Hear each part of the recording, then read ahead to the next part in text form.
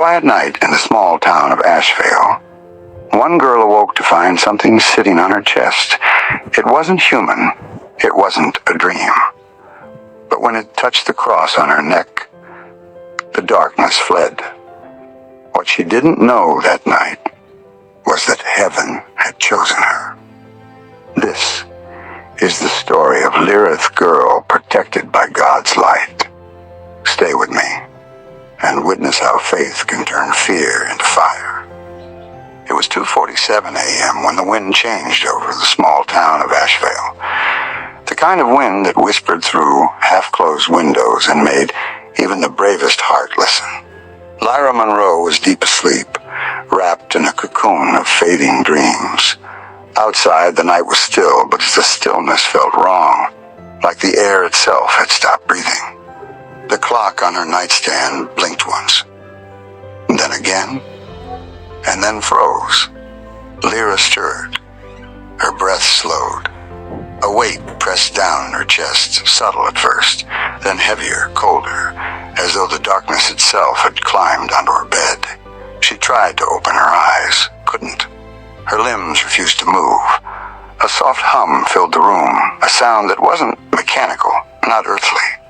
It pulsed in her ears, thump, thump, slow, deliberate, almost human dot, and then she felt it. Something was there. The air thickened. The mattress dipped beside her, as if another body had just sat down. Lyra's heartbeat pounded in her skull. Her lips parted, but no sound escaped. She could sense a presence leaning closer, closer, until the warmth of a breath touched her cheek. Lyra. The whisper slid through the dark like oil. Her name spoken in a voice she'd never heard, yet somehow recognized Dot. Her body trembled. She tried to move, to scream, to pray, but the pressure on her chest grew stronger, pinning her against the bed. Invisible fingers brushed against her collarbone, creeping toward the silver cross hanging from her neck. And that's when it stopped. The moment those fingers reached the cross, the air cracked. A surge of heat pulsed through the metal, searing but not burning her. The weight above her jerked backward, recoiling as if struck by lightning. Lyra gasped. Air rushed into her lungs for the first time in what felt like forever. Her eyes shot open. No one. Nothing. Only shadows. The cross on her neck glowed faintly, a soft, golden light against the dark dot. Her room looked the same: posters on the wall, half-closed curtains, her open Bible on the desk, but everything felt different, as if the walls had witnessed something they couldn't unsee. She sat up slowly, the chain of the cross clutched tight in her fist. Tears blurred her vision. Her voice was barely a whisper. "Jesus, was that you?" No answer, just the lingering warmth of faith on her chest. Outside, a distant church bell rang 3 times, though there was no church near enough to be heard. The sound faded into silence. Lyra didn't sleep again that night. She stayed awake until dawn, eyes on the cross, afraid that if she blinked it would return. But deep down, under the fear, something else stirred, a quiet knowing. That moment hadn't just been an attack. It was a sign. Somewhere in the unseen world, light had faced darkness and chosen her. Morning came quietly over Asheville. The sky wore a pale shade of gold, and the first light of dawn slipped through Lyra's window like a hesitant visitor. She hadn't slept a single minute. Her eyes were hollow, yet alive, filled with the questions she couldn't begin to ask. She sat on her bed, still holding the small silver cross in her hand, afraid to let go. Her phone buzzed once. A message from her best friend, Eden. "Hey, you okay?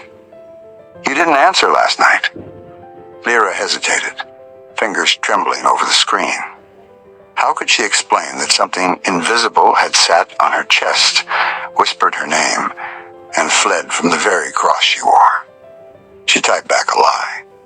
Yeah, just a nightmare. But even as she sent it, she knew it wasn't true. Nightmares don't make clocks freeze.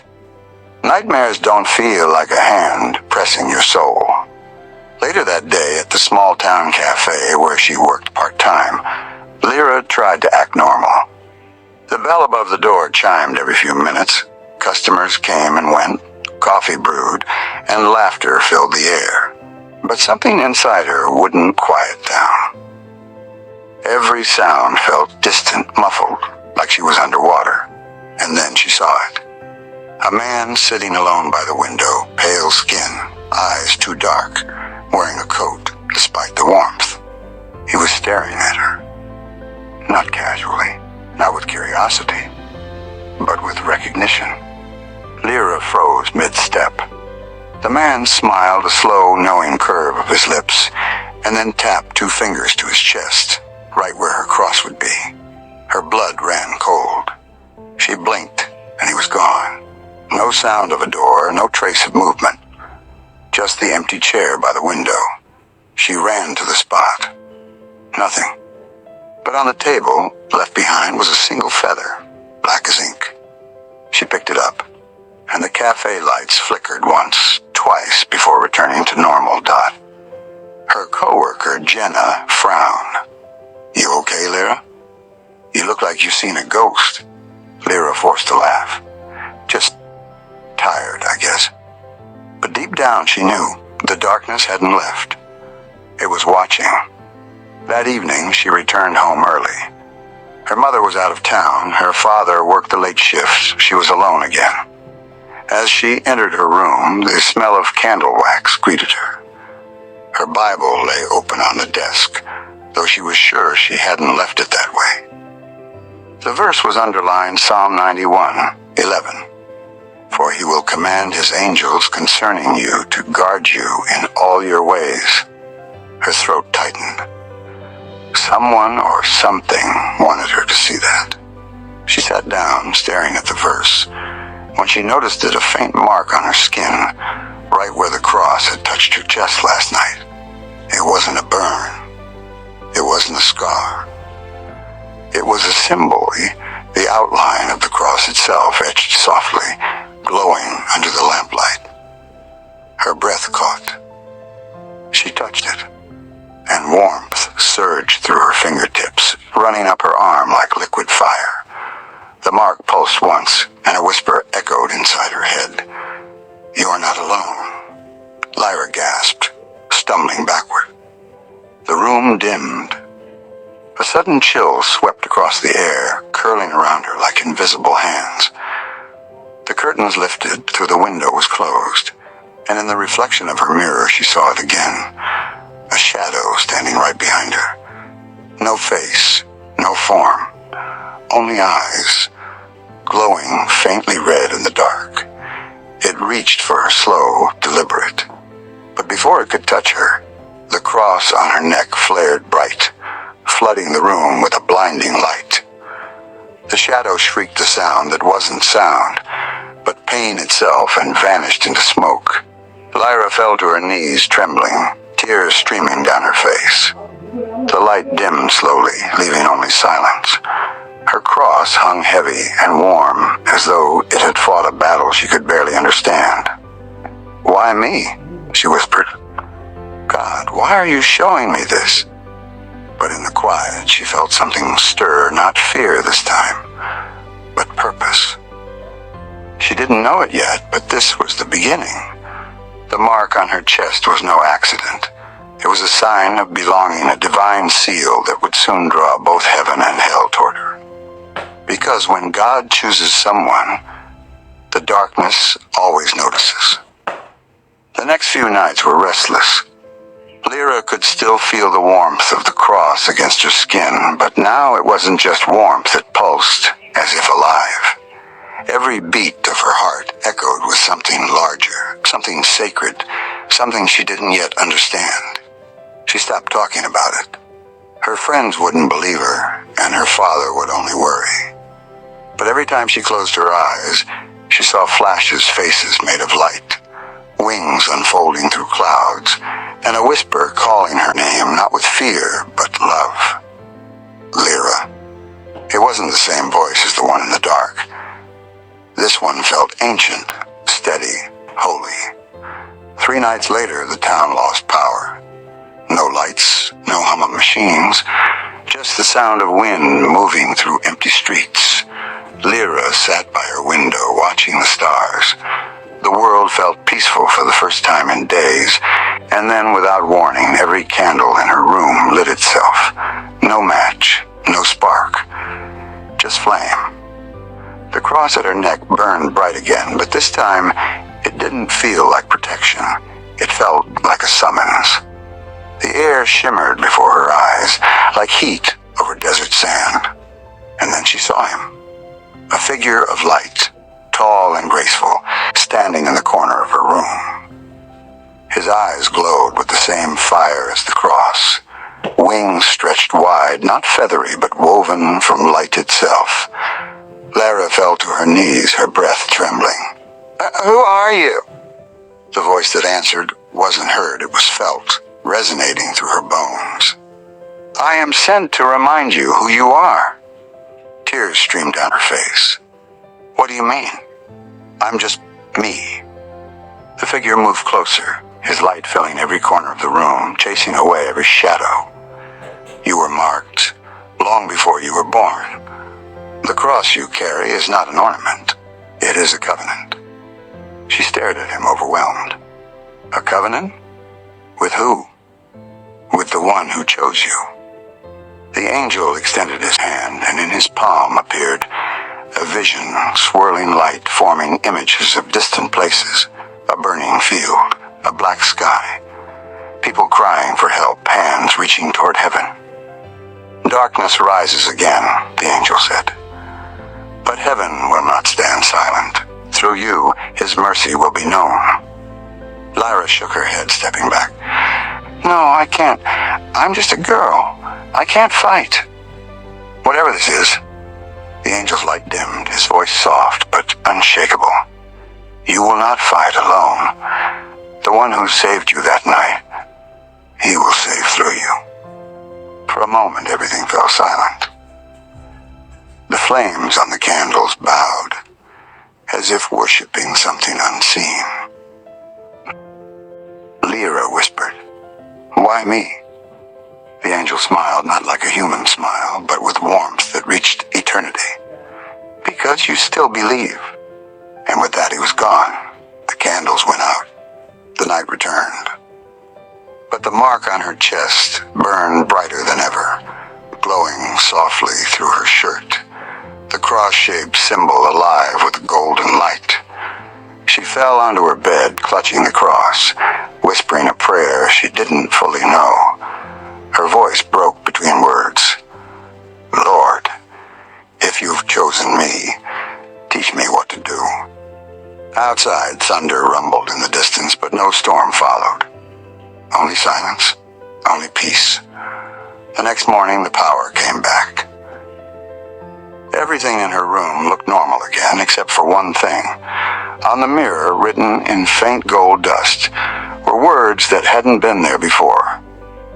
"Faith is your weapon."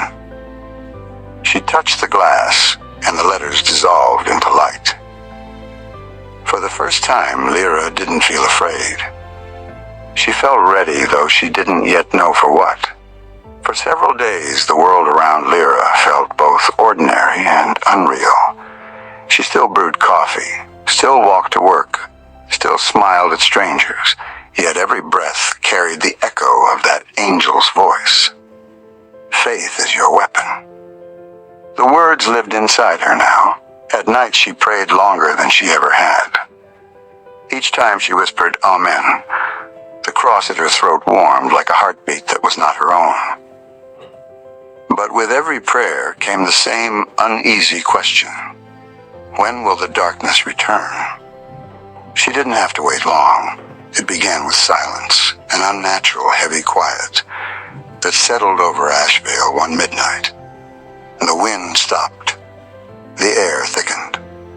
Even the stars seemed to hide. Lyra woke suddenly, heart racing.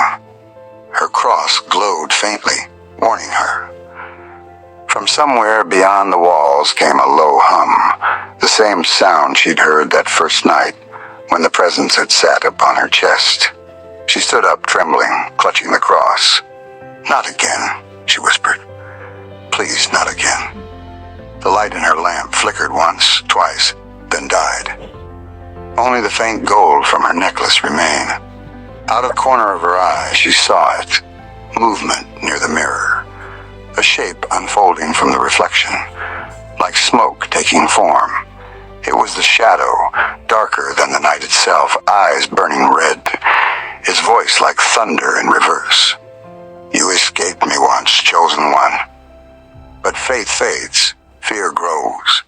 The floor quaked under her feet. Cold filled the room. The presence advanced.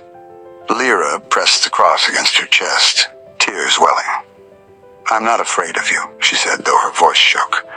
The shadow laughed, a sound that clawed at the air. "You should be. He will not save you this time."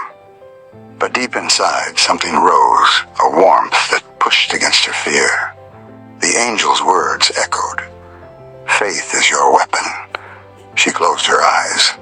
"Lord, be my light." The cross blazed white gold. A wave of light burst from it, spreading through the room like sunrise breaking through storm clouds. The shadow screamed, recoiling, its form shattering like glass struck by wind. Yet it lunged again, desperate, wrapping darkness around her. Lyra fell to her knees, every breath a battle. "In the name of Jesus Christ," she gasped. "Leave me." The light exploded outward. Every candle in the house ignited at once. Walls glowed with living fire that did not burn. The shadow twisted, shrieked, and finally tore apart, dissolving into dust that vanished into the air. Silence followed. The kind of silence that feels sacred. Lyra lay still on the floor, her cross resting against her chest, glowing softly like a heartbeat made of heaven. Tears streamed down her face, not of fear, but of awe. Outside, dawn broke early. The first rays of sunlight poured through her window, touching the mark over her heart.